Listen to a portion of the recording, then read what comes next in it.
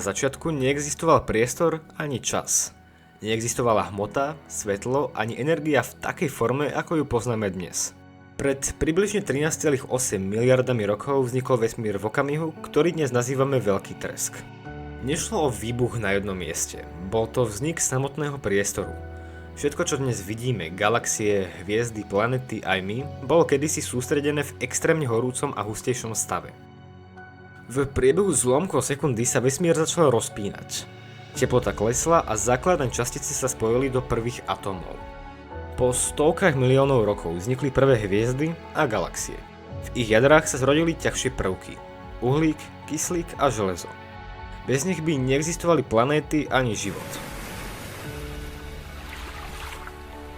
Na jednej z miliard galaxií vznikla slnečná sústava. A na malej planéte menom Zem sa objavil život.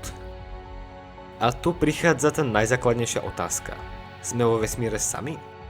Vo vesmíre existuje stovky miliard galaxií a v každej z nich miliardy planét. Mnohé z nich sú podobné Zemi. Majú vodu, atmosféru a správnu teplotu. Zatiaľ nemáme žiadny dôkaz o tom, že nejaký mimozemský život je, ale naopak nemáme ani žiadny dôkaz o tom, že sme vo vesmíre sami. A tých civilizácií môže byť milión až miliarda, ak ešte nehovorím stále málo. A niektoré civilizácie nemusia byť vôbec tak inteligentné, ako si my myslíme. Niektorí môžu byť na našej úrovni, pod našou úrovňou a naopak aj ďaleko pred nami. Predstavte si, že v tejto chvíli sa niekde po vesmíre pohybujú iné civilizácie, ako sme my. Niektoré môžu byť od nás úplne odlišné. A zase niektoré môžu byť nám veľmi podobné.